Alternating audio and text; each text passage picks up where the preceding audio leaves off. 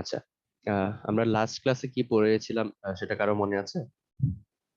Last ক্লাসে আমরা সিরামিকের ionic conductivity সম্পর্কে পড়েছিলাম। আমরা আমরা বিভিন্ন পোটেনশিয়ালের আন্ডারে কিভাবে জাম্পের ফ্রিকোয়েন্সি চেঞ্জ হয় সেটা দিয়ে দেখেছিলাম। তারপর আমরা silver Okay. Halide, alkali metal oxide, oxygen career এরকম টাইপের আয়নিক কন্ডাক্টর গুলো সম্পর্কে দেখছিলাম। ওকে, সো আমরা আজকেও কন্ডাক্টিভিটি নিয়ে আলোচনা করব সিরামিকের মধ্যে, বা আজকে আমরা আয়নিক না, ইলেকট্রিক্যাল কন্ডাকশন নিয়ে ডিসকাস করব। সো আজকের ডিসকাশনের টপিক হচ্ছে electronic conductivity, electron and electron whole concentration এবং দেয়ার মোবিলিটি। এই কনসেন্ট্রেশন এবং মোবিলিটি তাদের কিভাবে কন্ডাক্টিভিটিটাকে ইনফ্লুয়েন্স করে, এবং পোলারন্স, ইলেকট্রন কিভাবে পোলারন্স তৈরি করে এবং তার ইফেক্টটা কি। এবং আমরা এর আগে যে different type of charge carrier দেখছি, যেমন ইলেকট্রন অথবা হোল, এরা বিভিন্ন রকম সিরামিক, যেমন এখানে তোমার স্টয়কিওমেট্রিক এর মধ্যে ইন্ট্রিনসিক এক্সট্রিনসিক হইতে পারে অথবা নন স্টয়কিওমেট্রিক হতে পারে। কখন তাদের কনসেন্ট্রেশন কিরকম হয় এবং সেটার আসলে কন্ডাক্টিভিটির উপর তাদের ওই ইফেক্টটা কেমন, সেটা আমরা একটু আলোচনা করব। ওকে, সো বেসিক্যালি তোমাদের ফিজিক্যাল প্রপার্টিজ যে কোর্সটা ছিল সেখানে তোমরা ক্যারিয়ার ডেনসিটি বের করা, মোবিলিটি বের করা, এগুলো মনে হয় তোমরা ডিটেইলসে পড়ছো, রাইট? জি স্যার, কিছুটা Yes, পড়েছি। sir.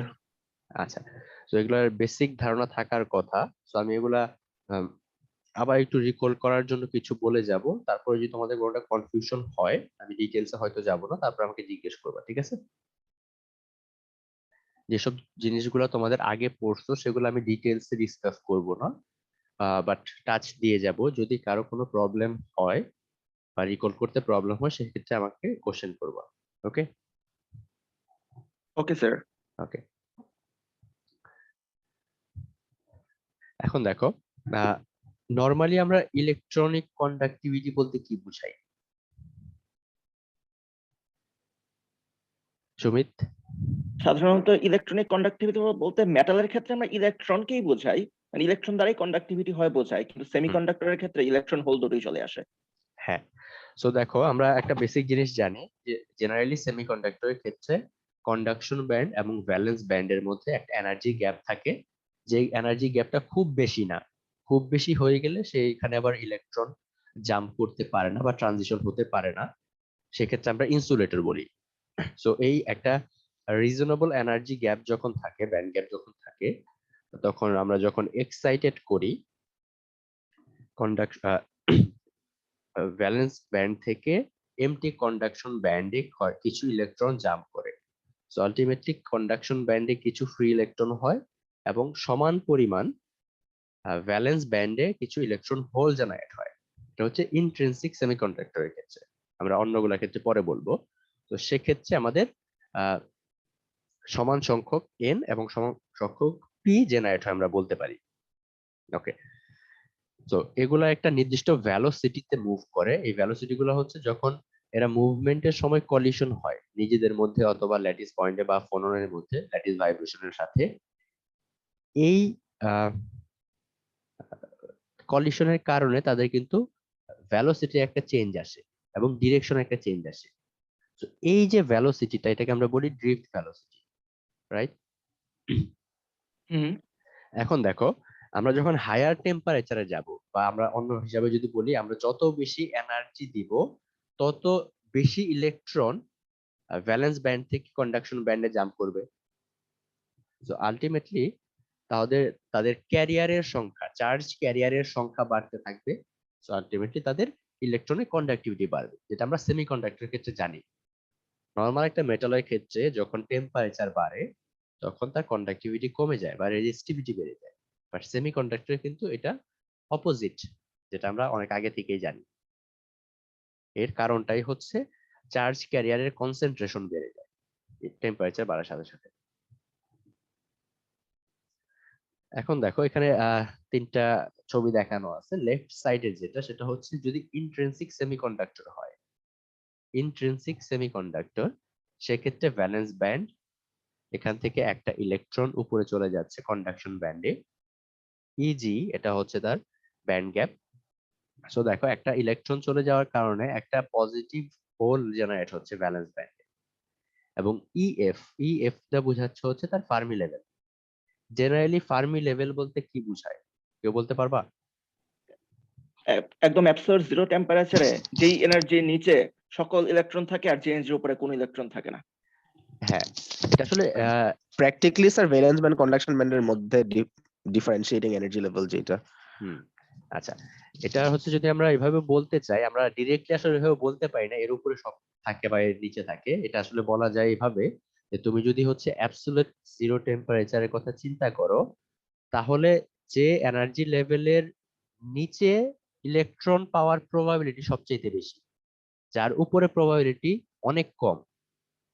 একদমই যে থাকবে না সেটা কিন্তু আসলে ওইভাবে বলা যায় না, বাট জেনারেলি হচ্ছে এর উপরে ইলেকট্রন থাকার প্রবাবিলিটি খুবই কম। ওকে, এখন তাহলে কেউ কি আমাকে বলতে পারো যে আহ, যখন, এটা তো আমরা ইন্ট্রিনসিক এর ক্ষেত্রে বললাম, রাইট? এখন এক্সট্রিনসিকে যখন যাই তখন আমরা কি করি? ডোপিং করি, এটা তো রাইট? জি ইয়েস স্যার। ওকে, যখন ডোপিং করি, আমি যদি ডোনার ডোপিং করি, ডোনার ডোপিং মানে হচ্ছে এক্সট্রা ইলেকট্রন আছে এরকম কাউকে দ্বারা ডোপিং করতেছি, তাহলে আমরা কি বলি? যেটা এটা এন টাইপ সেমিকন্ডাক্টর হয়ে যায়, রাইট? জি তো সেক্ষেত্রে ফার্মি লেভেলের কি চেঞ্জ হয় সেটা কেউ বলতে পারবা? ফার্মি লেভেল শিফট করে, যে কোয়াজাই ফার্মি লেভেল বলে তখন ওটাকে। হ্যাঁ, সেটা কোন দিকে শিফট করবে? যদি উপরের আমি দিকে এন টাইপ কন্ডাকশন করি, ব্যান্ডের কাছে। হ্যাঁ, সো আমরা যদি N type sorry N type semiconductor convert করতে চাই, তাহলে সেক্ষেত্রে আসলে ভিতরে কি হয়? এন এর সংখ্যা মানে ইলেকট্রন, ফ্রি ইলেকট্রনের সংখ্যা বেড়ে যায় কন্ডাকশন ব্যান্ডে। তো কন্ডাকশন ব্যান্ডে যদি ফ্রি ইলেকট্রন পাওয়ার পসিবিলিটি বাড়ে, আলটিমেটলি তাহলে ফার্মি লেভেলটাকে উপরের দিকে শিফট করতে হবে। আর আমরা জানি ফার্মি লেভেলের থেকে উপরে ইলেকট্রনের পাওয়ার পসিবিলিটি কম। তো ফার্মি লেভেলটা যদি এখনো মাঝামাঝি জায়গায় থাকে, তাহলে এর মিনিং কিন্তু হচ্ছে উপরে এবং নিচে ইলেকট্রন এবং হোলের ডেনসিটি মোটামুটি সেম। ওকে, সো ফার্মি লেভেলটা যদি উপরের দিকে শিফট করে, এর মানে বুঝতে হবে সেটা হচ্ছে এন টাইপ সেমিকন্ডাক্টর। যদি তোমরা ডিরেক্টলি না বুঝো, শুধু ফার্মি লেভেলের শিফটিং দেখেও কিছুটা জাজ করা যায়। Okay, এখন যদি আমরা ডোনার লেভেল বলি এবং একসেপ্টর লেভেল বলি, এই কনসেপ্টটা তো সবাই বুঝো নাকি জি স্যার। এক্সটেন্সিকে? ওকে, এখন দেখো এক্সটেন্সিকের সাথে নন স্টোইকিওমেট্রিক সেমিকন্ডাক্টরের ডিফারেন্স একটু আছে। কনসেপ্টটা মোটামুটি সেম বাট একটু ডিফারেন্স আছে। যেমন আহ, আমরা হচ্ছে অ্যাডিশনাল ডোপিং এর মাধ্যমে ডোনার লেভেল বা একসেপ্টর লেভেল তৈরি করছিলাম, বাট এক্ষেত্রে দেখা যায় যে নন স্টোইকিওমেট্রিকে আমরা জানি আইদার ইন্টারস্টেশিয়াল তৈরি হয় অথবা ভ্যাকেন্সি তৈরি হয়। এই ইন্টারস্টেশিয়াল অথবা ভ্যাকেন্সি এরা হচ্ছে তোমার ডোনার বা একসেপ্টর লেভেল হিসেবে কাজ করে। যেমন এখানে যদি এক্সাম্পলটা আমরা একটু খেয়াল করি, অক্সিজেন ভ্যাকেন্সি যখন জেনারেট হয় তখন ডিফেক্ট রিয়েকশনটা মনে আছে কারো? যখন অক্সিজেন আমরা রিডাকশন করছিলাম, মানে অক্সিজেন গ্যাস হিসেবে বের হয়ে যাচ্ছিল, ইনিশিয়ালি কিন্তু ভি ও উপরে এক্স এই টার্মটা ছিল। জি স্যার। ইনিশিয়ালি কিন্তু এই টার্ম ছিল, পরে আমরা এটাকে লিখতাম হচ্ছে এখান থেকে চলে যায় হচ্ছে ভি ও উপরে একটা নেগেটিভ প্লাস ইলেকট্রন, মনে আছে?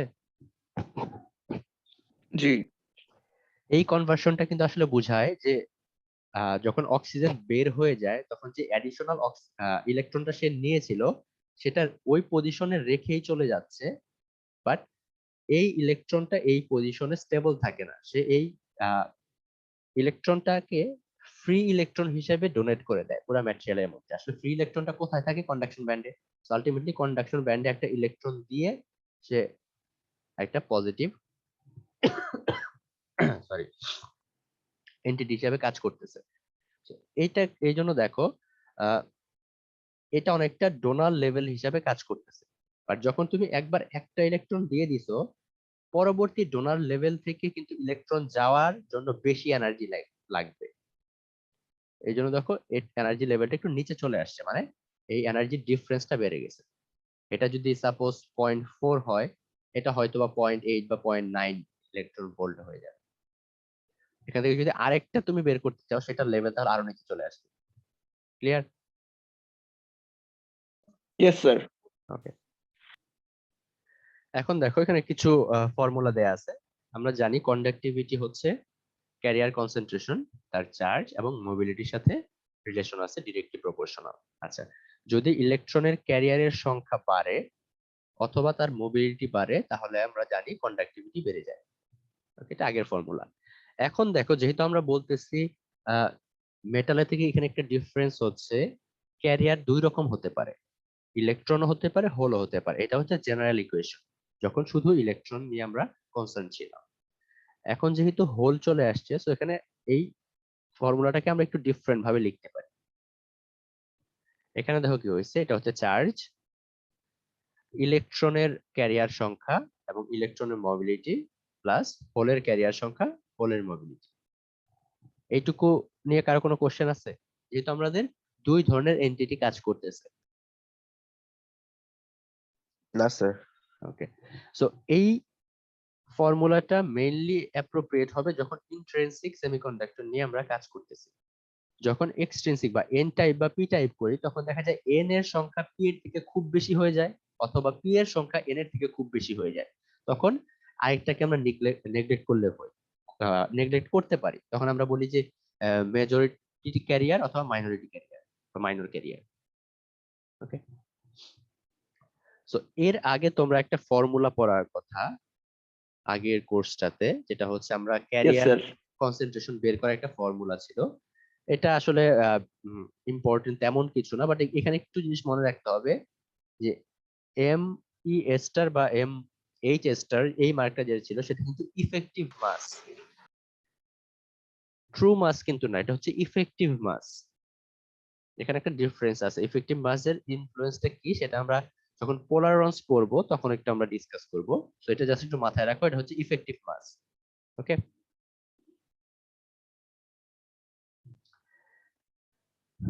দেখো সো আলটিমেটলি দেখা গেছে যদি ইলেকট্রনের সংখ্যা বা ফ্রি ইলেকট্রন বা মোবাইল ইলেকট্রন বা যেটাই বলি না কেন অথবা ইলেকট্রন হোলের সংখ্যা যদি আহ, মোটামুটি কমও থাকে, তার মোবিলিটি খুব হাই যদি হয়, সেক্ষেত্রে আমরা কন্ট্রিবিউট একটা ইলেকট্রিক্যাল কন্ডাক্টিভিটি, মোটামুটি রিজনেবল ইলেকট্রিক্যাল কন্ডাক্টিভিটি পেতে পারি।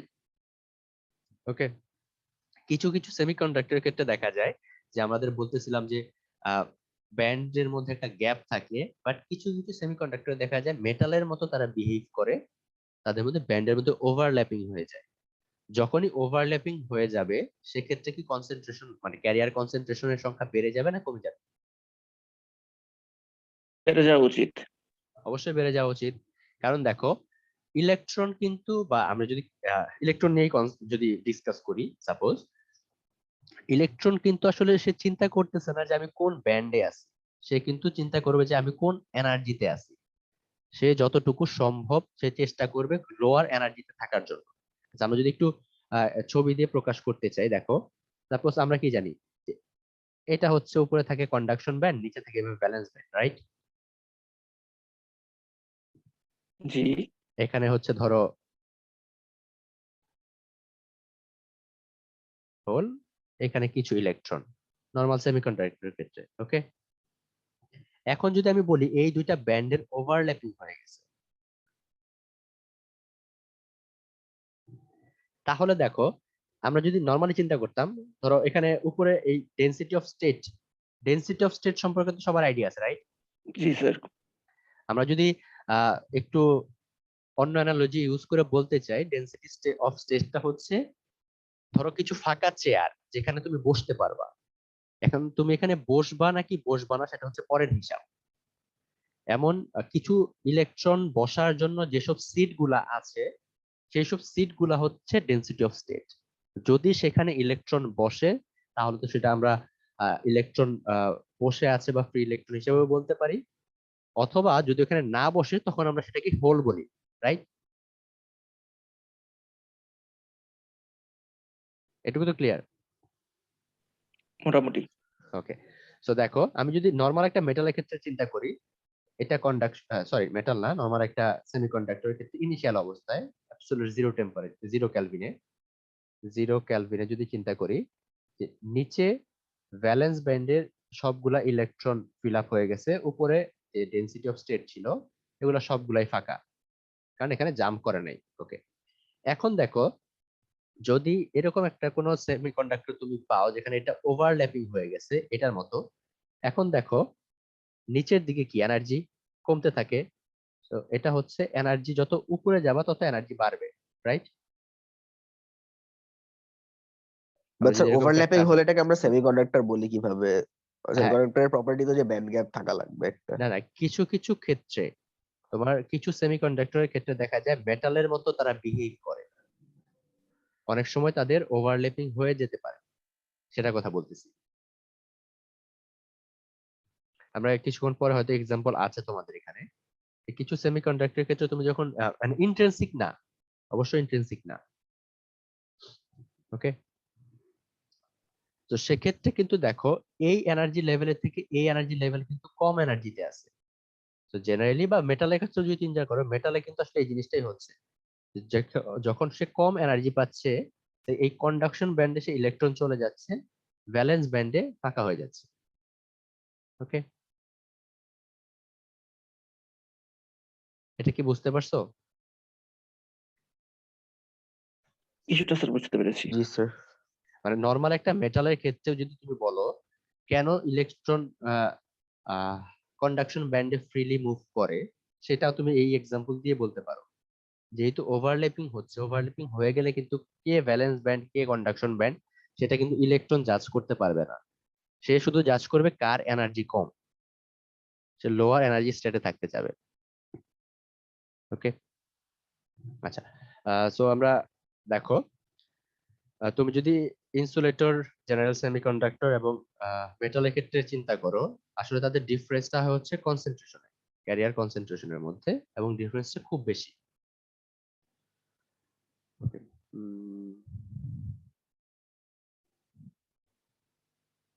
আমি তোমাদের যে এই কথাটাই বলতেছিলাম, কিছু ট্রানজিশন মেটাল অক্সাইডের ক্ষেত্রে দেখা যায় যে ইলেকট্রনের ওভারল্যাপিং হয় অরবিটালে। যেখানে আমরা যখন বলতেছিলাম মেটালের আগের স্লাইডটা যদি একটু খেয়াল করো, মেটালের ক্ষেত্রে কনসেন্ট্রেশন ছিল হচ্ছে 10^22 এর কাছাকাছি, সেখানে তুমি 10^22 এর মতো পেয়ে যাবে এই সিরামিকের ক্ষেত্রে। ওকে, ট্রানজিশন মেটাল অক্সাইডের ক্ষেত্রে কিছু জায়গায় এটা এক্সেপশনাল কেস। আমরা জেনারেলি জানি সেমিকন্ডাক্টর একটা ব্যান্ড গ্যাপ থাকার কথা in most case. Okay, clear এটা? জি স্যার। আচ্ছা, এখন দেখো আমরা যদি প্রেডিক্ট করতে চাই কোন একটা সিরামিক বা কোন একটা ম্যাটেরিয়ালের ক্ষেত্রে যে কি পরিমাণ ইলেকট্রন ডেনসিটি হবে বা নাম্বার অফ ইলেকট্রন প্রেডিক্ট করতে চাই, তাহলে আমাদের দুইটা জিনিস জানতে হবে। একটা হচ্ছে ডেনসিটি অফ স্টেট, অথবা অ্যাভেলেবল কতগুলো সিট আছে যেখানে ইলেকট্রন বসতে পারবে, আর প্রবাবিলিটি অফ দেয়ার অকারেন্সি, ওইসব সিট গুলা আসলেই ফিল আপ করছে কত অংশ বা প্রবাবিলিটি কত, সেই দুইটা জিনিস যদি আমরা জানি তাহলে টোটালি প্রেডিক্ট করা পসিবল। আচ্ছা, এই দুইটা ফর্মুলা কি কখনো তোমরা দেখছো?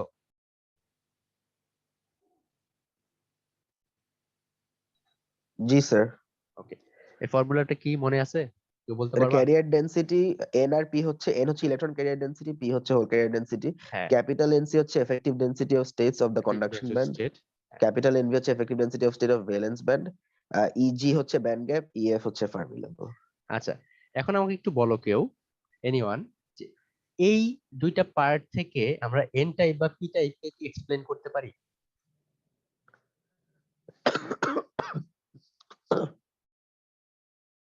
দেখো তুমি যদি এন টাইপের কথা চিন্তা করো, আমরা কি বলতেছিলাম, ফার্মি লেভেল উপরের দিকে চলে যায়, right? Yes sir. So Fermi level যদি উপরের দিকে চলে যায়, এই দুইটা ডিফারেন্স কি কমে যাবে না? ইজি হচ্ছে টোটাল, আর এটা হচ্ছে ফার্মি লেভেলের এনার্জি। তো এই দুইটার মধ্যে ডিফারেন্স কমবে, রাইট? জি স্যার। তো ডিফারেন্স যদি কমতে থাকে, ই টু দি পাওয়ার মাইনাস, যদি কোনো কিছুর ভ্যালু কমাইতে থাকো তাহলে টোটাল জিনিসের ভ্যালু কি বাড়তে থাকে না? Yes sir. তো আলটিমেটলি এখান থেকে কিন্তু আমরা দেখতে পারতেছি যে ফার্মি লেভেল যখন উপরের দিকে যাচ্ছে এন এর ভ্যালু বাড়তেছে। ঠিক অপোজিটটা চিন্তা করো, যখন পি টাইপ তখন আমরা বললাম ফার্মি লেভেল নিচের দিকে চলে আসে। নিচের দিকে চলে আসা মানে ইএফ এর ভ্যালুটা কমতেছে। ইএফ এর ভ্যালু যখন কমবে তখন আলটিমেটলি কি পি এর ভ্যালু বেড়ে যাবে। Yes, sir. সো এটা আমরা পি টাইপ সেমিকন্ডাক্টর বলতে পারবো। ওকে, এখন ইফেক্টিভ ডেনসিটি অফ স্টেট যখন বের করবা তখন এই ফর্মুলাটা ইউজ করতে পারো তোমরা। এটা হচ্ছে তোমাদের আগের কোর্সেই থাকার কথা, তো এটা নিয়ে আমরা Yes, sir. ডিটেইলসে যাব না। এখন দেখো, জেনারেলি ফার্মি লেভেল কোন একটা ম্যাটেরিয়ালের ক্ষেত্রে কত সেটা বের করা কিন্তু একটু টাফ। সো আমরা চাই যে ম্যাথমেটিক্যালি এক্সপ্লেইন করার সময় যে ফার্মি লেভেলের এই টার্মটাকে কোনোভাবে বাদ দেওয়া যায় কিনা। সেই জন্য যেটা করা হয় যে দুইটাকে যদি আমরা প্রোডাক্ট নিয়ে নেই তাহলে কিন্তু ফার্মি লেভেলটা নাই হয়ে যায়, কারণ ই টু দি পাওয়ারের উপরে যারা আছে সবাই প্লাস হয়ে যায়, প্লাস হয়ে গেলে ফার্মি লেভেলের এই পার্টটুকু বাদ হয়ে যাচ্ছে। এখন দেখো আলটিমেটলি তাহলে দুইটার কনসেন্ট্রেশনের প্রোডাক্ট আমরা শুধুমাত্র দুইটার ডেনসিটি অফ স্টেট এবং ইজি এই ভ্যালু এবং টেম্পারেচার এই তিনটা ভ্যালুর উপর ডিপেন্ডেন্ট একটা ইকুয়েশন পেয়ে গেলাম, যেটা independent of Fermi level energy. এখন দেখো তোমরা আমরা এরকম ইকুয়েশন যদি চিন্তা করি যে ট্রানজিশন যখন হচ্ছে, যে নাল অবস্থায় ছিল, কনসেন্ট্রেশন নাল ছিল, সেখান থেকে ইলেকট্রনের একটা কনসেন্ট্রেশন আসছে, হোলের একটা কনসেন্ট্রেশন আসছে। যদি আমরা ডিফেক্ট রিঅ্যাকশনে কনভার্ট করতে চাই তাহলে এটা বলতে পারি, রাইট? আমরা এই ট্রানজিশনটাকে যদি ডিফেক্ট রিঅ্যাকশনের মাধ্যমে প্রকাশ করতে চাই তাহলে এটা বলা যায়। Yes, sir. Yes, sir. এখন ধরো এই রিঅ্যাকশনটাকে মাস মাস অ্যাকশন কনস্ট্যান্ট একটা ফর্মুলা ছিল না, মেকানিজম জি মনে স্যার, আছে? এটা কি জি ছিল? স্যার, স্যার কেমিস্ট্রিতেই ছিল যে হ্যাঁ, রিঅ্যাক্ট্যান্টের K equals to, কনসেন্ট্রেশন, হ্যাঁ রিঅ্যাক্ট্যান্টের কনসেন্ট্রেশনের প্রোডাক্ট, আর নিচের দিকে হচ্ছে স্যার উপরে থাকছে প্রোডাক্টের উপরে হচ্ছে প্রোডাক্টের কনসেন্ট্রেশন, আর কনসেন্ট্রেশন, নিচের দিকে নিচে ছিল হচ্ছে রিঅ্যাকট্যান্টের রিঅ্যাক্ট্যান্টের কনসেন্ট্রেশন। কনসেন্ট্রেশন হয় অ্যাক্টিভিটি বলাটাই ভালো। হ্যাঁ, এখন দেখো তুমি যদি এই ইকুয়েশনটাকে ওইভাবে প্রকাশ করতে চাও তাহলে কি লেখা যায়?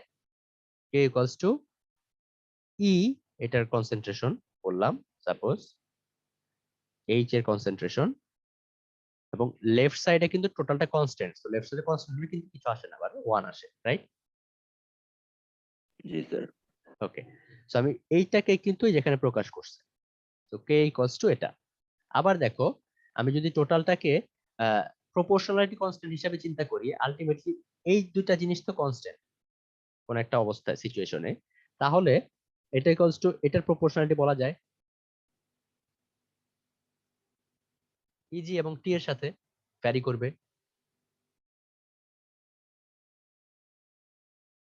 রাইট? আবার একটু বলবেন কি স্যার? দেখো আমি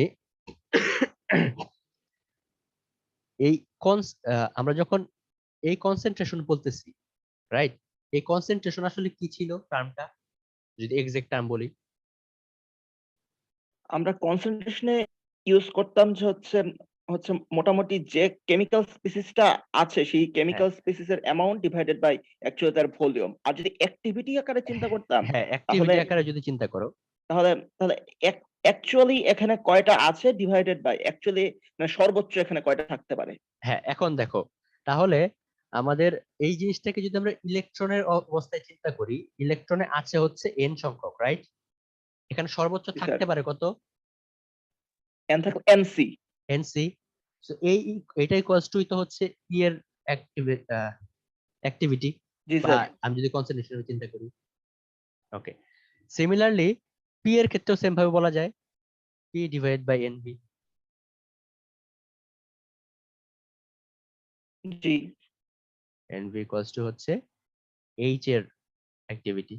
সো আমি যদি এখন এই ইকুয়েশনটাকে বললাম যে এইটুকু লেখা যায়, রাইট? এইটুকু ইকুয়ালস টু আসলে কি? এটা ইনটু এটা, যেটা হচ্ছে পরের টার্মটা। এখন যদি, হ্যাঁ বলো।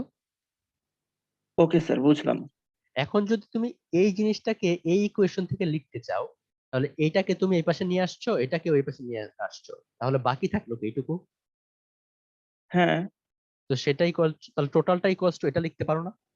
হ্যাঁ। আবার এটা ইকুয়ালস টু কে ছিল, রাইট? হুম। তো আমি ইয়েস এই স্যার। ইকুয়েশনটাকে লিখতে পারি।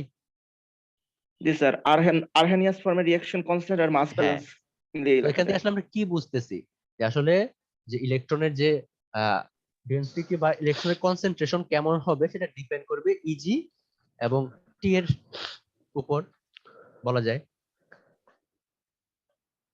Yes sir. ওকে, তো সেটাকে আবার দেখো এইভাবে প্রকাশ করা হয়েছে, যদি দুইটা টার্মকে আমরা ইন্ট্রিনসিক চিন্তা করি, দুইটা কনসেন্ট্রেশন সমান, সেক্ষেত্রে একটা নিচে 2 চলে আসে। এই কোয়েশনটা চলে আসলো যেটা তোমাদের আগে ছিল। সো এই কোয়েশনটাকে আমরা আবার যদি কন্ডাক্টিভিটিতে কনভার্ট করি, তাহলে জাস্ট এই ভ্যালুগুলো যদি ইনপুট করো কন্ডাক্টিভিটির ইকুয়েশনে, তাহলে এরকম একটা ইকুয়েশন পাবে। মানে আমরা এটা কেন দেখতেছি এখন দেখো, এটা আসলে দেখার একটা কারণ হচ্ছে আমরা এই গ্রাফটা একটু বোঝা দরকার। কোন একটা ফিক্সড টেম্পারেচারে জেনারেলি আমরা, এটা তো সবাই জানি, যে যার ব্যান্ড গ্যাপ কম তার একটা নির্দিষ্ট টেম্পারেচারে ইলেকট্রন কনসেন্ট্রেশন বেশি হয়, right? Career concentration, band gap যার কম। Yes sir. ওকে, একটা ফিক্সড টেম্পারেচার ধরো আমি 300 কেলভিন ধরে নিলাম, 300 কেলভিন। এখানে এনার্জি গ্যাপ ছিল হচ্ছে 2 ইলেকট্রন ভোল্ট, এখানে 1 ইলেকট্রন ভোল্ট। সো জেনারেলি কি হওয়া উচিত, লেফট সাইডেরটায় ক্যারিয়ার কনসেন্ট্রেশন বেশি হওয়ার কথা। এটা দেখেও জি বোঝা যায় যে বেশি সংখ্যক জাম্প করবে। এটাই আমরা যদি ম্যাথমেটিক্যালি বের করতে চাই যে ক্যারিয়ার কনসেন্ট্রেশন বেশি হলে তাহলে কন্ডাক্টিভিটি বেশি হবে, তো এই ফর্মুলাটা তখন আমরা ইউজ করতে পারবো।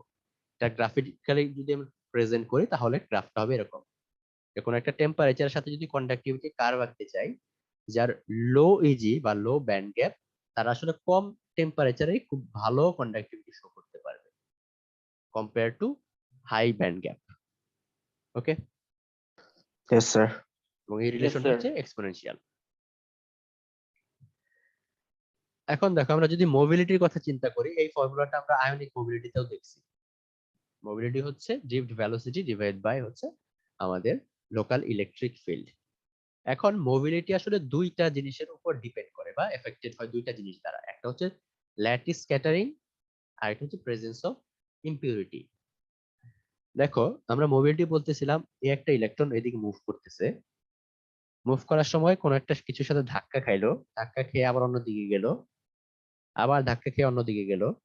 সো এইটাকে বলতেছিলাম যে ড্রিফট ভেলোসিটি, কত বেশি ড্রিফট ভেলোসিটি অ্যাকোয়ার করতে পারে, এবং যত বেশি ড্রিফট ভেলোসিটি পায় তো আমরা জানি মোবিলিটি বেড়ে যায়। এখন ধরো এই যে দুইটা জিনিস দ্বারা এফেক্টেড হচ্ছে, সেটা কিভাবে হচ্ছে আমাদের একটু জানা দরকার।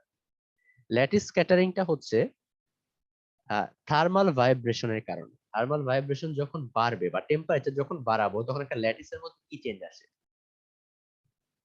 তার যে অ্যাটমিক ভাইব্রেশন সেটা বেড়ে যায়, right?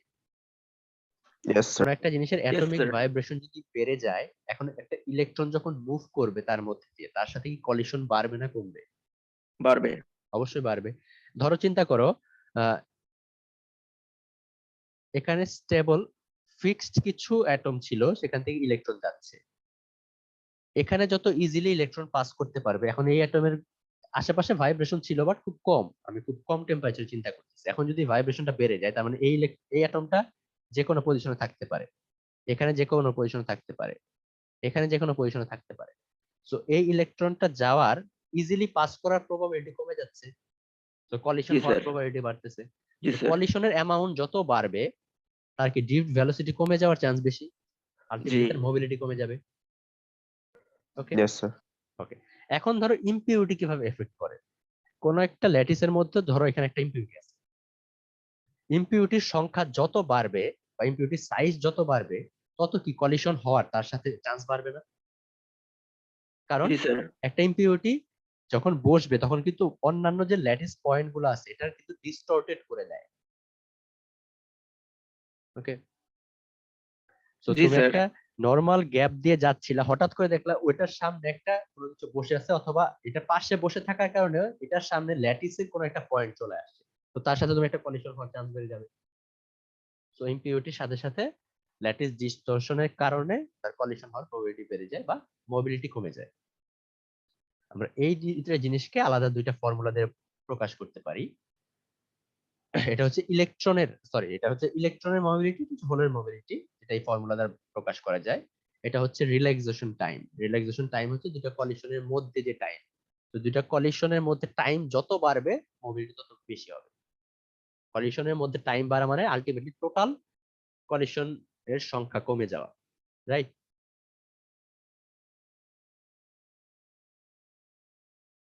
Relaxation Yes, time sir.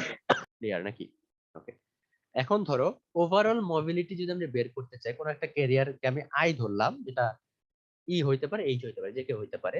Total mobility বের করার একটা ফর্মুলা হচ্ছে এটা। এখন কেউ কি একটু আইডিয়া করতে পারো এই ফর্মুলাটা এমন কেন হলো? ডিরেক্টলি আমি কেন প্লাস করলাম না দুইটা মোবিলিটি?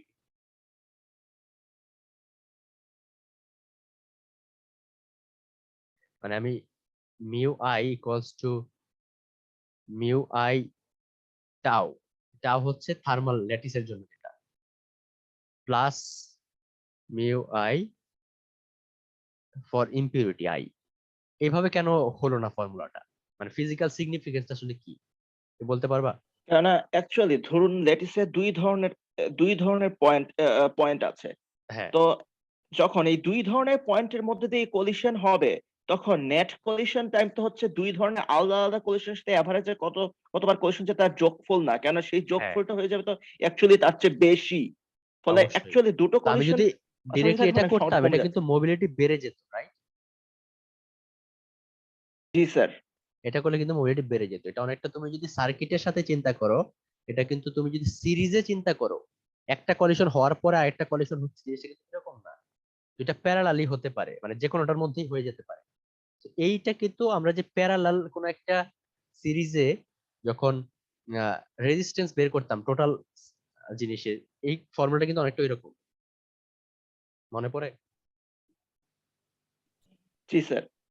স্যার, তো অন্যভাবে বলতে পারা যায় যে মনে মনে করি n সংখ্যক টোটাল কলিশন হলো, n1 সংখ্যক হলো হলো এক নাম্বার রিয়েজেন্ট বা এন্টিটির সাথে, আর n2 সংখ্যক হলো দুই নাম্বার রিয়েজেন্টের ব্যাপারের সাথে। সাথে।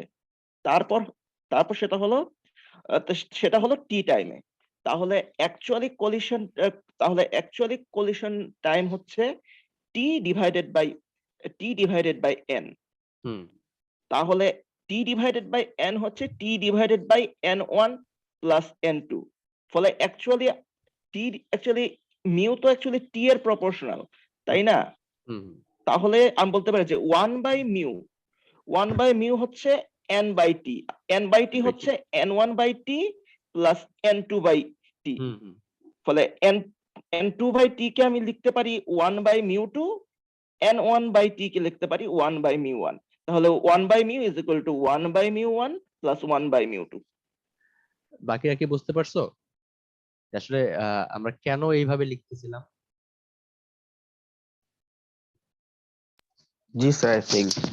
ওকে, এখন ধর আমরা যদি এই মোবিলিটির ফর্মুলাটা নরমালি, যে আমাদের নরমাল যে ইকুয়েশনটা ছিল কন্ডাক্টিভিটি, এখানে বসাই দিলে কিন্তু এরকম একটা ইকুয়েশন চলে আসবে, রাইট? অথবা আমরা যদি এটা না বসে এখান থেকে বসাই, এই ভ্যালুটা যদি বসাই দেই, তাহলে কিন্তু ফর্মুলাটা চলে আসে, কারণ আমরা দুইটা পার্ট নিয়ে কনসার্ন এখন। এখন দেখো, টেম্পারেচার ডিপেন্ডেন্সি যদি আমরা দেখা যায় যে এটা টেম্পারেচার উপর ডিপেন্ডেন্সি দেখা গেছে যে যদি টেম্পারেচার বাড়ে, সেক্ষেত্রে ল্যাটিস ডিস্টরশনের কারণে, যেটা সরি ল্যাটিস ভাইব্রেশনের কারণে বা থার্মাল যেটা আমরা বলতেছিলাম, এই ফ্যাক্টরটার কারণে মোবিলিটি কমে যায় টেম্পারেচার বাড়ার সাথে সাথে। বাট এটা ইনভার্স জিনিসটা দেখা যায় হচ্ছে ইম্পিউরিটির ক্ষেত্রে। ইম্পিউরিটির ক্ষেত্রে এর রিভার্স একটা ফেনোমেনা দেখা যায়, যে টেম্পারেচার বাড়ার সাথে সাথে ইম্পিউরিটির কারণে যে মোবিলিটির এফেক্ট হচ্ছিল, সেই ইফেক্টটা কমতে থাকে বা মোবিলিটি বেড়ে যায়। তো আমরা টোটালটা আসলে এভাবে প্রকাশ করতে পারি। আচ্ছা, এখন হচ্ছে পোলারন্স। পোলারন্স এর নাম শুনছো কেউ, বা কারো কোনো আইডিয়া আছে পোলারন্স জি স্যার, সম্পর্কে? কিছুটা আইডিয়া আছে। এটা হ্যাঁ এটা একটু মোটামুটি আমরা যেমন ফোনন ফোটনের মতো, তেমনি আমরা আমরা এখানে পোলারাইজেশনের যে অসিলেশন সেটাকেও আমরা কোয়ান্টাইজ করে ফেলে এটাকে পোলারন বলি। ওকে, আচ্ছা, ম্যাগনেটিক পোলারন্স কেউ শুনছো, বা ইলেকট্রিক পোলারন্স? বা জি এটা স্যার। আমরা বিভিন্ন জায়গায় ইউজ করতে পারি। আসলে দেখো জিনিসটা কি, আহ, যখন আমরা ইলেকট্রন মুভ করতেছে, যদি কোনো আয়নিক ক্রিস্টালের কথা চিন্তা করি, তাহলে একটা ইলেকট্রন যখন যাবে, আয়নিক ক্রিস্টালে কি আছে? ক্যাটায়ন আছে, অ্যানায়ন আছে। ওকে, জি তো স্যার। ইলেকট্রন হচ্ছে negatively charged, cation positively charged. তো যখন পাশাপাশি তারা যাবে একটা একটাকে অ্যাট্রাক্ট করবে, রাইট? জি স্যার। এখন আবার অ্যানায়নের কথা চিন্তা করো, অ্যানায়ন কিন্তু negatively charge, electron negatively charge. তো জেনারেলি তারা রিপালস করবে একজন আরেকজনকে।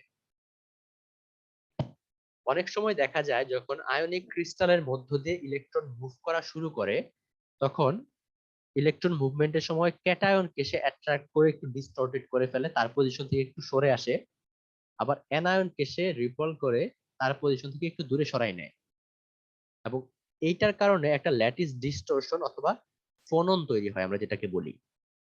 ওকে, এই যে পোলারাইজেশন হচ্ছে, এই পোলারাইজেশন প্লাস এই ইলেকট্রন ক্যারিয়ার, বা আমরা যদি আমরা বলি এখানে ইলেকট্রনিক ক্যারিয়ার বা ক্যারিয়ার, এইটা মিলে আমরা বলি পোলারন্স। এই টোটাল টুকুকে পোলারন্স। এখন যেটা হয়, এই পোলারন্স আসলে ইফেক্টটা কি হয়? তুমি নরমালি চিন্তা করো, একটা ইলেকট্রন অন্য কারোর সাথে অ্যাট্রাকশন বা রিপালশন ছাড়া একটা ল্যাটিসের মধ্য দিয়ে পাস করতেছে। আর আরেকটা কেস চিন্তা করো যে সে কিছু দূর যাওয়ার পর পরই কোনো একটাকে অ্যাট্রাক্ট করতেছে, কোনোটাকে রিপালস করতেছে। কোন প্রসেসে আসলে ইলেকট্রনের মুভমেন্ট ইজিয়ার হবে? জেনারেলি কি মনে হয়? কেউ যদি তাকে বাধা না দিত তাহলে সে তাড়াতাড়ি যেতে পারতো। এক্স্যাক্টলি। সো এখানে কিন্তু আসলে একটা ইলেকট্রনের ব্যারিয়ার তৈরি হচ্ছে, রাইট? সে জি এটাকে স্যার। দ্বারা অ্যাট্রাক্টেড হয়ে তার মুভমেন্টটা কমে যাচ্ছে, আবার এটা দ্বারা রিপালশন দ্বারাও তার মুভমেন্ট কমে যাচ্ছে। তো এই টোটাল জোনটা এখানে রয়ে গেছে। এখন তুমি চিন্তা করো, এই ইলেকট্রন যখন এখানে যাবে তখন কি হবে? আবার এটা দ্বারা অ্যাট্রাক্টেড হবে, আবার এটাকে রিপালস করবে। তো আমি বলতে পারি এখানে আবার নতুন করে একটা ডিস্টরশন জোন তৈরি হবে। Yes, জি sir. স্যার। তখন এই ডিস্টরশন জোনটা কিন্তু নাই হয়ে যাবে। এই জন্য বলা হয় পোলারসটা কিন্তু এই ক্যাটায়ন, অ্যানায়ন এবং ইলেকট্রনের যে জোন টোটালটা না, এটা হচ্ছে ইলেকট্রন এবং তার আশেপাশে ল্যাটিস ডিস্টরশন, বা যেটাকে আমরা বলি ফোনন, এইটার কম্বিনেশন হচ্ছে পোলারস। এই ক্যাটায়ন অ্যানায়ন কিন্তু এই পোলারনের অংশ না। অংশটা হচ্ছে এই ক্যাটায়ন অ্যানায়নের মধ্যে যে ডিস্টরশন হচ্ছে, এই ডিস্টরশনটা মুভ করবে। ক্লিয়ার? জি এই কনসেপ্ট একটু ক্লিয়ার রাখো, যে আমাদের কিন্তু বলতেছি যে পোলারসটা হচ্ছে যে ক্যারিয়ার এবং তার আশেপাশে যে ল্যাটিস ডিস্টরশন বা যে ফোনন তৈরি করতেছে, এই দুইটা যখন একসাথে মুভ করে, বা এই কম্বিনেশনটাকে আমরা বলি বা অ্যাসোসিয়েশনটাকে আমরা বলি পোলারস। এখানে কিন্তু ক্যাটায়ন অ্যানায়ন নিজেরা মুভ করতেছে না, বা তারা এখানে কনসার্ন না। ইলেকট্রনটা মুভ করবে যখন তার আশেপাশে এই ল্যাটিস ডিস্টরশন বা পোলারাইজেশনটা মুভ করবে, সে ওখানে যে আবার নতুন করে পোলারাইজেশন তৈরি করবে। এই জিনিসটাকে আমরা বলতেছি পোলারন্স। তার মানে স্যার অনেকটা অনেকটা দড়িতে ঢেউ খেলে যাওয়ার মতো। এখানে দড়িটা হ্যাঁ, দড়িটা যায় না, দড়িটা কিন্তু মুভ দড়ির করতেছে মধ্যে না, যে বাট ওয়েভটা মুভ করছে। ভাইব্রেশনটা ওয়েভ সেটা হ্যাঁ, যাচ্ছে। Okay sir. এটাই। সো দেখো, এই পোলারের কনসেপ্টটা ক্লিয়ার এটা? জি স্যার। তো আমরা বলতে পারি যখন ল্যাটিসের মাধ্যমে যখন একটা মুভ করে, সো এই পোলারাইজেশন ট্র্যাপ হয় অথবা স্লো ডাউন করে দেয়, আমরা এটা বলতে পারি। ওকে, এখন পোলারেন্সটা আসলে দুই রকম হয়। এই পোলারাইজেশনের যে জোনটা তৈরি হচ্ছে, এই জোনটার সাইজ কতটুকু, এটা রেডিয়াস ডিভাইড বাই তার ল্যাটিস প্যারামিটার। এই দুইটা রেশিওর উপরে আমরা ডিপেন্ড করে বলতে পারি এটা কি লার্জ পোলারন অথবা স্মল পোলারন। যখন লার্জ পোলারন্স হয়, মানে এই টোটালটার জোনটা যখন অনেক বড় হয় কম্পেয়ার টু ল্যাটিস প্যারামিটার অথবা ল্যাটিস প্যারামিটারের রেঞ্জে। একটা ল্যাটিস প্যারামিটারের মধ্যে কিন্তু একটা যদি কিউব চিন্তা করো, এর মধ্যে কিন্তু অনেকগুলো অ্যাটম চলে আসতে পারে, রাইট? আমরা ল্যাটিস প্যারামিটার কাকে বলি? জি স্যার। যে ইউনিটটা রিপিট হয়, রিপিটিং ইউনিট। সো এইরকম রেঞ্জের যদি একটা কোনো কিছু চলে যায় পোলারেন্সের এটা সাইজটা, সেটাকে আমরা বলবো লার্জ পোলারেন্স। বাট এখানে আবার অ্যাসোসিয়েশনটা হচ্ছে উইক, বা আমরা যদি অন্যভাবে বলি যে এই যে ইলেকট্রনের সাথে যে ডিস্টরশন হচ্ছিল, ডিস্টরশন অনেক জায়গা জুড়ে হবে বাট তার অ্যামাউন্টটা কম হবে। So, এই ক্ষেত্রে দেখা যায় যে ইলেকট্রনটা যখন মুভ করে কম্পারেটিভলি সেটার বাধাটা কম পায়, জাস্ট ইফেক্টিভ মাসটা বেড়ে যায়। আমরা এর আগে কিন্তু বলতেছিলাম যে যখন আমরা কন্ডাক্টিভিটি বলি তখন ইফেক্টিভ মাস দিয়ে কনসার্ন থাকি। জিনিসটা হচ্ছে অনেকটা এরকম যে তুমি দৌড়াচ্ছ, ধরো তোমার পিছনে তুমি একটা ধরো অ্যাথলিটরা যেভাবে ট্রেন করে নিজেদেরকে, আইদার ছোট একটা প্যারাশুট টাইপ অথবা গাড়ির টায়ার দড়িতে বেঁধে পিছনে তারপর দৌড়ায়, এতে কি হচ্ছে, তোমার কি ভেলোসিটি কমে যাবে, রাইট? জি স্যার। অথবা তুমি বলতে পারো তোমার নিজের ইফেক্টিভ মাস বেড়ে যাচ্ছে, তো এই জন্য বেশি ফোর্স লাগছে সামনে আগানোর জন্য। এই জিনিসটা হয়ে যাবে এইখানে ইলেকট্রন মুভ হওয়ার ক্ষেত্রে। বাট ইলেকট্রনটা শুধু মুভ করবে as a free electron, but compare to free electron তার হায়ার ইফেক্টিভ মাস নিয়ে মুভ করবে, সো মোবিলিটি কিছুটা কমে যাবে। যখন এই সাইজটা স্মল হবে তখন দেখা যায় যে ল্যাটিস হোপিংটাই মুভ করে, বা এটাকে আমরা আসলে মেকানিজমটা একটু ডিফিকাল্ট, এটা নিয়ে এখনো কন্ট্রোভার্সি আছে। জেনারেলি বলা হয় এখানে ইলেকট্রন হোপিং হয়, আর পরেরটাতে পোলারন্স হোপিং হয়। তোমরা যদি এটা নিয়ে একটু ঘাটাঘাটি করো এটা পাবা। এখানে স্মল পোলারেন্সের ক্ষেত্রে তখন আর ইলেকট্রন হোপিং বলে না, এটাকে পোলারন্স হোপিং বলে, মানে একটা পোলারন আরেকটা পোলারনের যে মুভ করতেছে। এখানে কম্পারেটিভলি আর্রহেনিয়াস যে ইকুয়েশনটা আছে বা এইটা ফলো করে, মানে এখানে তোমার যে ল্যাটিসের ব্যারিয়ারটা, এই ব্যারিয়ারটা অনেক বেশি হয়ে যায়। তো এই ব্যারিয়ারটা মুভ করার জন্য আবার একটা অ্যাক্টিভেশন এনার্জি টাইপ চলে আসে। ক্লিয়ার? দুইটার মধ্যে পার্থক্য বুঝতে পারছো? জি স্যার স্যার। এখানে আপনি বললেন যে পোলারনটা মুভ করে, তাহলে স্যার এই পোলারনটা মুভ করা আবার ইলেকট্রন মুভ করে, এই দুটোর মধ্যে স্যার তাহলে পার্থক্যটা রইল কোথায়? হ্যাঁ, ইলেকট্রন যেখানে যাবে সেখানে তো ডিস্টরশন করে যাবে, আর যেখান থেকে চলে সেখানে তো ডিস্টরশন অটোমেটিক্যালি চলে যাবে। তা ঠিক আছে। দেখো, মানে জিনিসটা হচ্ছে মেকানিজমটাকে বিভিন্ন রিসার্চার বিভিন্ন ভাবে এক্সপ্লেন করার চেষ্টা করছে, তার মধ্যে এখন পর্যন্ত একসেপ্টেড হচ্ছে এই দুইটা। ইলেকট্রন হোপিং হচ্ছে তুমি এভাবে চিন্তা করো যে একটা ব্যারিয়ার ছিল, ব্যারিয়ার মধ্যে ইলেকট্রনটা মুভ করতেছে। এখন চিন্তা করো এই ব্যারিয়ারটা কিন্তু খুব বেশি না, অনেক জায়গা জুড়ে হওয়াতে ইফেক্টিভ অ্যাসোসিয়েশন কিন্তু কম। ওকে, সো হুম। তোমার ডিস্টরশনের অ্যামাউন্ট যখন কম হচ্ছে কম্পারেটিভলি, তুমি যখন পাশেরটা ডিস্টরশন হবে, দেখা যায় ডিস্টরশনের মধ্যে একটা ভ্যারিয়েশন চলে আসতে পারে, যেহেতু রেঞ্জ অনেক বড়, মানে অ্যামাউন্ট অফ ডিস্টরশনের মধ্যে একটা ভ্যারিয়েশন চলে আসতে পারে। তো আমরা বলতে পারি যে ইলেকট্রন এখান থেকে বাধা পেয়ে হোপ করে এখানে চলে গেল, এখানে যে আবার একটা ডিস্টরশন করবে, এটার অ্যামাউন্ট আসলে ভ্যারি করতে পারে। আর তুমি যখন পোলারন্স হোপিং বলতেছো তখন কিন্তু যে একটা ডিস্টর্টেড জোন নিয়ে সে মুভ করতেছিল, ঠিক সমান সংখ্যক একটা জোনই মুভ করতেছে এরকম মনে হবে তোমার কাছে দেখে। জোনটা মুভ করছে, এটা স্যার বোঝাটা একটু কঠিন। এখানে স্যার হ্যাঁ, আশেপাশে যে এটা ল্যাটিস একটু, গুলো ছিল, সেই ল্যাটিস গুলো থেকে কেউ মাঝে মাঝে দু একটা অ্যাটম টেনে নিয়ে যাচ্ছে, ব্যাপারটা কিরকম নাকি? না না, অ্যাটম নিয়ে যাচ্ছে না, বাট ডিস্টরশনের অ্যামাউন্টটা এত বেশি যে তোমার দেখে মনে হবে যে এই ডিস্টরশনটাই হয়তো সামনে মুভ করে গেছে, আসলে ডিস্টরশনটা মুভ হয় নাই, ইলেকট্রনটাই গেছে, বাট সাথে সাথে সে একটা লার্জ অ্যামাউন্টের ডিস্টরশন ক্রিয়েট করে ফেলছে। এই জন্য এটাকে বলা হয় পোলারন্স হোপিং। মনে হবে তোমার কাছে ব্যাপারটা দেখে যে পোলারন্স ব্যাপারটা হোপিং।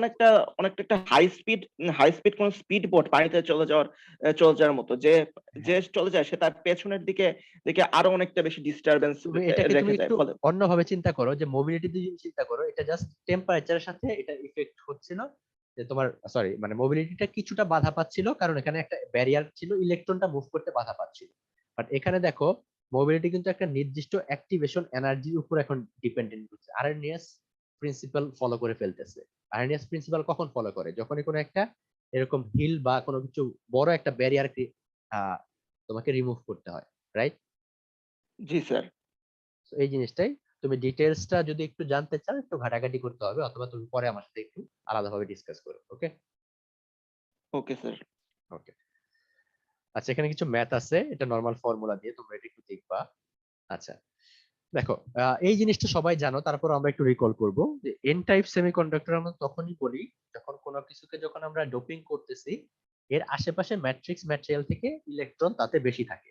যেমন আমরা একটা কমন এক্সাম্পল হচ্ছে সিলিকনের মধ্যে যখন ফসফরাস ডোপিং করি তখন একটা ইলেকট্রন বেশি থাকে, এই এক্সট্রা ইলেকট্রনের কারণে আমরা বলি এন টাইপ। আবার পি টাইপ হচ্ছে যদি উল্টাটা হয়, যে মানে আশেপাশে ম্যাট্রিক্স ম্যাটেরিয়াল থেকে যদি কম্পারেটিভলি ইলেকট্রনের সংখ্যা কম থাকে, সেক্ষেত্রে একটা হোল জেনারেট হয়, এই হোলটা হচ্ছে ক্যারিয়ার হিসেবে কাজ করে, এই জন্য আমরা এটাকে পি টাইপ বলি। এই কনসেপ্টটা সবাই জানো।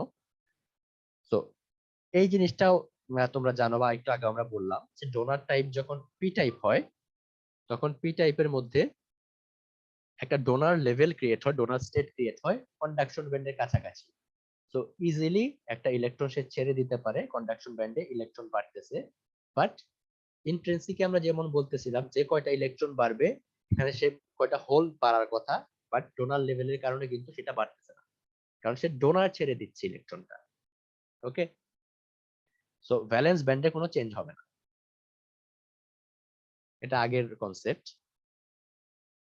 ঠিক উল্টাটাই হচ্ছে পি টাইপ বা একসেপ্টর স্টেট যখন জেনারেট হবে, ভ্যালেন্স ব্যান্ড থেকে একটা ইলেকট্রন যাবে বাট সেটা কন্ডাকশন ব্যান্ডে রিচ করবে না, কারণ এর আগেই একটা একসেপ্টর এনার্জি স্টেট জেনারেট হয়েছে যার এনার্জি গ্যাপ খুব কম। তো খুব কম হয়, ইজিলি সে ইলেকট্রন লিভ করতে পারবে। সো এই ফর্মুলাটা হচ্ছে যখন আমরা এন টাইপ যাব তখন এন হচ্ছে পি এর থেকে অনেক বেশি।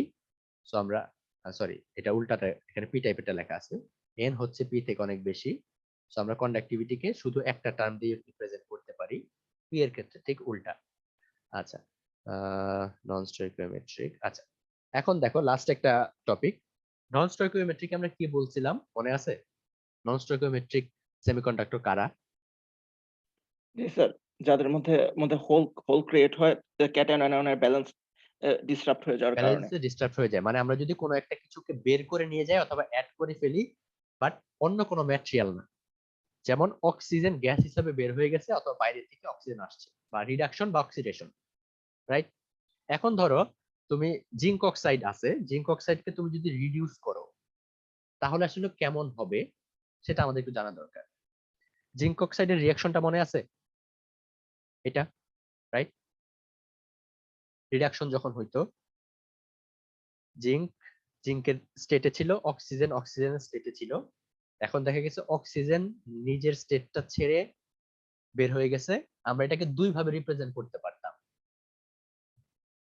নন মেটালিক ডেফিসিয়েট অথবা মেটালিক এক্সট্রা, রাইট? জি স্যার। তার মানে অক্সিজেন ভ্যাকেন্সিও জেনারেট হতে পারে অথবা আমরা বলতে পারি জিঙ্ক ইন্টারস্টিশিয়ালে চলে গেছে, দুটো সেম জিনিস। এখন এই রিঅ্যাকশনটাকে তুমি যদি মাস অ্যাকশন কনস্ট্যান্ট ওই রিঅ্যাকশনের মধ্যে ফেলো তাহলে কেমন হবে দেখো তো। কে ইকুয়ালস টু দুইটার অ্যাক্টিভিটি বা কনসেন্ট্রেশন তুমি যেটাই বলো, আর যখন কোনো গ্যাস থাকতো তখন এটাকে আমরা পার্শিয়াল প্রেসার নিয়ে আসতাম, মনে আছে? জি স্যার। তো পার্শিয়াল প্রেসার চলে আসছে, আর সামনে যে মোলারিটি থাকতো বা মোল সংখ্যা থাকতো সেটাকে আমরা পাওয়ার হিসেবে নিয়ে যেতাম, যদি তোমরা একটু রিকল করতে পারো। জি স্যার। তো সেটা পাওয়ার হিসেবে টু দি পাওয়ার হাফ আছে, যেটাকে আমরা রুট দ্বারা প্রকাশ করছি। ওকে, এখন দেখো যদি আমরা বলি যে যে পরিমাণ ইন্টারস্টেশিয়াল সাইট তৈরি হয়েছে সেম পরিমাণ এন তৈরি হয়েছে, রাইট?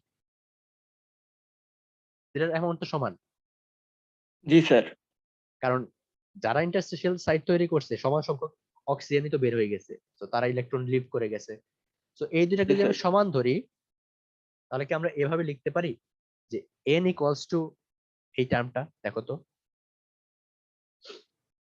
এই দুটো সমান হয়ে গেলে আমরা বলতে পারি যে কে ইকুয়ালস টু হচ্ছে to the power P oxygen into N square, Yes, sir. Right?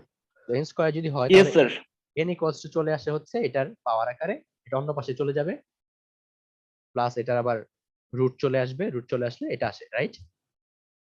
আসলে জি স্যার। জি স্যার। এটার ফিজিক্যাল সিগনিফিকেন্সটা কি দেখো তো, আমরা এভাবে বলতে পারি না? সো এন বাড়লে তো কন্ডাক্টিভিটি বাড়বে। তো আমরা যদি এটা এখন বলতে চাই যে তুমি যখন কোন একটা জিনিসকে রিডাকশন করতেছো ওই অ্যাটমসফিয়ারে পার্শিয়াল প্রেসারের সাথে তুমি যে জিনিসটা রিডাকশন করতেছো তার কন্ডাক্টিভিটি যদি আমি সম্পর্ক আনতে চাই তাহলে দেখো তো কার্ভটা কিরকম আসে কিনা, কার্ভটা কেউ জি একটু স্যার। এক্সপ্লেন করো, এনিওয়ান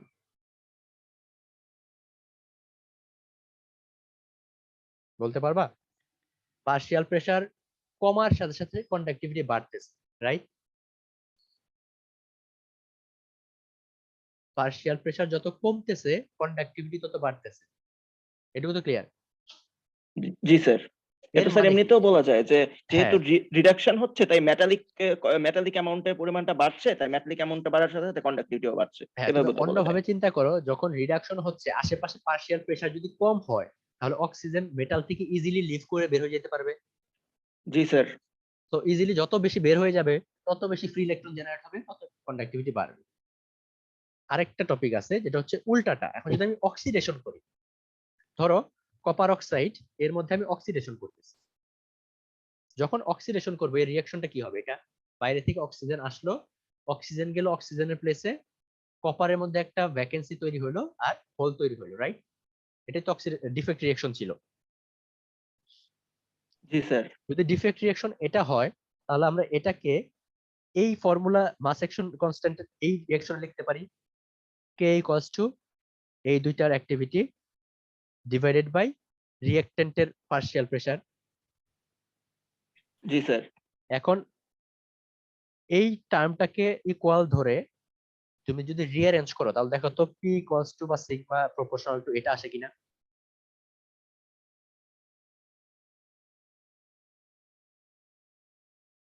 এই টার্মটাকে ওই পাশে নিয়ে যাও, তাহলে এটা পজিটিভই থাকতেছে। এবং এখান থেকে যদি টু দি পাওয়ার 4 ছিল, এটাকে যদি ওই পাশে নিয়ে যাও তাহলে 1/8 চলে আসবে, রাইট? জি। এখন দেখো এর আগেরটার সাথে ডিফারেন্সটা কি? আগেরটা কিন্তু পি ও টু দি পাওয়ার -1/4 ছিল, তো সাইনটা কি ছিল? মাইনাস। জি এটা কিন্তু স্যার। প্লাস।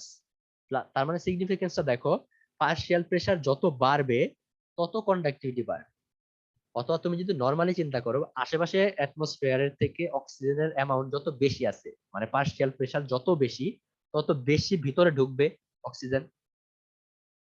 যত বেশি জি। অক্সিজেন ভিতরে ঢুকবে তত হোল জেনারেট হবে, তো তত কন্ডাক্টিভিটি বাড়বে। এখানে 1/7 লেখা হয়েছে কেন? মানে ডান দিকের ছবিতে 1/8 হওয়ার কথা না? 1/8 হবে, 8 হবে, এটা একটু ভুল আছে। ওকে, এখন সিরামিক ইনসুলেটর কি? জাস্ট 2 মিনিট, তোমাদের এরপরে ক্লাস আছে? জি স্যার, অয়ন স্যারের ক্লাস আছে। আচ্ছা 2 মিনিট, সমস্যা নেই। আচ্ছা দেখো, আহ, এখন আমরা যাই ইনসুলেটর। ইনসুলেটর আমরা কি বলছি? ব্যারিয়ার অনেক বেশি, তো ফ্রি বা মোবাইল চার্জ ক্যারিয়ার নাই। দেখা যায় তাদের রেজিস্টিভিটি অনেক বেশি হয় জেনারেলি। ওকে, এখন হায়ার রেজিস্টিভিটির কারণ দুইটা হইতে পারে, যে তাদের বন্ডিং এমন ভাবে আছে যে তাদের কোনো ফ্রি ইলেকট্রন নাই এবং লার্জ ব্যান্ড গ্যাপ। এখন ধরো আমরা যদি আহ, কিছু এক্সাম্পল দেখতে চাই, যেমন অ্যালুমিনা, তারপর ম্যাগনেসিয়াম অক্সাইড। এখন দেখো, যদি ম্যাগনেসিয়াম অক্সাইডের ব্যান্ড এনার্জি ডায়াগ্রাম চিন্তা করো, তাহলে ম্যাগনেসিয়াম অক্সাইডের ভ্যালেন্স ব্যান্ড কারা তৈরি করে এটা জানো? এটা বলতে ম্যাগনেসিয়াম, স্যার একটু কঠিন। হ্যাঁ, না এটা তোমাদের এখন নরমালি হয়তো জানার কথা না। ম্যাগনেসিয়াম অক্সাইডের ভ্যালেন্স ব্যান্ড তৈরি করে হচ্ছে উপরে, ভ্যালেন্স ব্যান্ডের ম্যাক্সিমা বা উপরে পয়েন্টটুকু তৈরি করে হচ্ছে অক্সিজেন 2p, এবং নিচের যে ভ্যালেন্স ব্যান্ড গুলো সেটা হচ্ছে ম্যাগনেসিয়াম 2p তৈরি করতে পারে, বাট এটা নিয়ে আমরা কনসার্ন না, এটা নিয়ে আমাদের দরকার নাই। আর ম্যাগনেসিয়াম 3s, ম্যাগনেসিয়াম 3s টা হচ্ছে কন্ডাকশন ব্যান্ড তৈরি করে, এইটুকু। তো এই দুটার মধ্যে আসলে দেখা যায় তাদের গ্যাপটা অনেক বেশি, 8 ইলেকট্রন ভোল্ট। যখন 8 ইলেকট্রন ভোল্ট গ্যাপ হবে তখন কিন্তু ট্রানজিশন হওয়া খুব টাফ। এই জন্য তারা ইনসুলেট, মানে ইনসুলেটর হিসেবে কাজ করে। এখন আমরা যদি দেখি যে আয়নিক বন্ডের আয়নোসিটির সাথে আসলে ইজির সম্পর্ক কি, আমরা এখানে ধরো দেখো ফাইটা হচ্ছে Z/R। জেড এর কথা মনে আছে? তাদের জি চার্জ। স্যার। আর আর হচ্ছে তাদের রেডিয়াস। তো Z/R যত বেশি হওয়া মানে কি আসলে? চার্জ বাড়তেছে, রেডিয়াস কমতেছে। আমরা কিছু ফর্মুলা, কিছু রুলস পড়ছিলাম, মনে আছে? স্যার, তার মানে স্যার কোভ্যালেন্ট ক্যারেক্টার বাড়ছে। কোভ্যালেন্ট ক্যারেক্টার বাড়ছে, অথবা যদি আমরা আয়নিকের ক্ষেত্রে চিন্তা করি তাহলে স্ট্রং আয়নিক হচ্ছে। হ্যাঁ, তার মানে টোটাল আয়নিক ক্যারেক্টার বাড়তেছে, রাইট? মানে আয়নিক বন্ডের স্ট্রেংথ বাড়ছে, বন্ড স্ট্রেংথ বাড়ছে। হ্যাঁ, এটা ক্যাটায়নের কথা চিন্তা করো, বন্ডের স্ট্রেংথ বাড়তেছে। তো বন্ডের স্ট্রেংথ যত বাড়বে তত আসলে ইজি এর ভ্যালু বাড়তে থাকে। ওকে, আচ্ছা এখন দেখো, যদি আমরা ম্যাগনেসিয়াম অক্সাইডের মধ্যে অ্যালুমিনিয়াম অক্সাইড অ্যাড করি তখন আসলে কি হয়? অথবা আমি যদি এটাকে রিডাকশন করতে চাই তখন আসলে কি হয়। দেখো, অ্যালুমিনিয়াম যখন ম্যাগনেসিয়াম অক্সাইডে আসে তখন নতুন একটা অ্যাকসেপ্টর ডোনার লেভেল তৈরি হয়, যার এনার্জি হচ্ছে 5 ইলেকট্রন ভোল্ট। অথবা যদি অক্সিজেন ভ্যাকেন্সি তৈরি হতে চায়, তাহলে oxygen in place of oxygen, এটা থেকে যখন অক্সিজেন রিলিজ করতে চায়, ইলেকট্রন রিলিজ করতে চায়, এই জিনিসটার এনার্জি মোটামুটি 5 ইলেকট্রন ভোল্ট। ওকে, এখন দেখো, তুমি এখান থেকে যখন আরেকটা অক্সিজেন রিলিজ করে যাবা তখন হচ্ছে 2 ইলেকট্রন ভোল্ট এনার্জি লাগে। এখন যখন ম্যাগনেসিয়াম দিচ্ছ তখন কিন্তু আইদার দুইটা জিনিস হইতে পারে, এক হচ্ছে ইলেকট্রন বের হয়ে যে অক্সিজেন ভ্যাকেন্সি জেনারেট হবে, অথবা ম্যাগনেসিয়াম ভ্যাকেন্সি জেনারেট হবে। মজার বিষয় হচ্ছে ম্যাগনেসিয়াম ভ্যাকেন্সি জেনারেট হওয়ার জন্য যে এনার্জি সেটা আসলে কম। দেখো এক্ষেত্রে কি হয়, এই রিঅ্যাকশনটা দেখো, অ্যালুমিনিয়াম অক্সাইড যখন দিচ্ছ, যে অক্সিজেনের প্লেসেই থাকতেছে, হয়তো ম্যাগনেসিয়াম ভ্যাকেন্সি হইতেছে, অথবা ম্যাগনেসিয়াম ভ্যাকেন্সি না হয়ে অক্সিজেন বের হয়ে যাচ্ছে, দুইটা ইলেকট্রন দিচ্ছে। এখন আগের ফর্মুলা যদি আগের ছবিটা যদি খেয়াল করো, যে সেকেন্ড রিঅ্যাকশন হওয়ার জন্য 2 ইলেকট্রন ভোল্ট লাগে আর ফার্স্ট এরটার জন্য লাগে 1.5 ইলেকট্রন ভোল্ট। তো কোনটা ফেভারেবল? ফার্স্ট। ফার্স্ট এরটায় 2 আর ও সেকেন্ডটা হচ্ছে, সেকেন্ডটা তাহলে। তাহলে সেকেন্ডটা ফেভারেবল।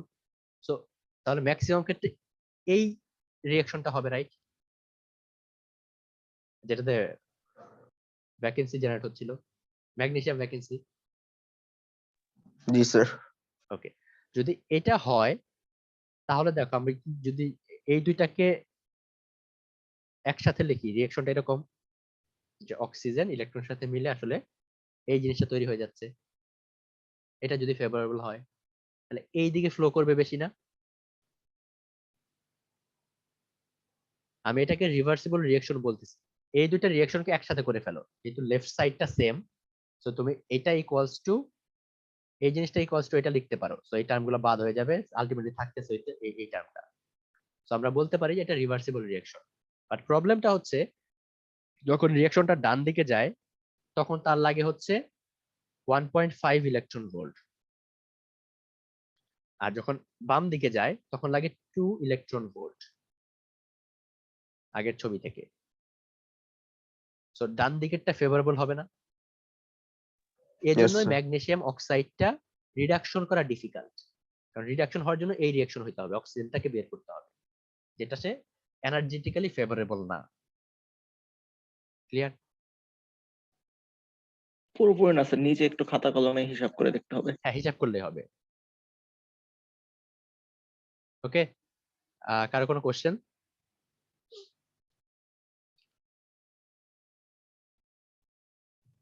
তোমাদের বইয়ে কিন্তু এই রিলেটেড অনেকগুলা ম্যাথ আছে, ম্যাথ গুলা কিন্তু প্র্যাকটিস করতে হবে।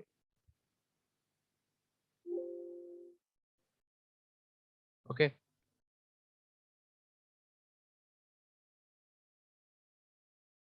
আচ্ছা, যদি কারো কোনো কোশ্চেন না থাকে তাহলে আমাদের হচ্ছে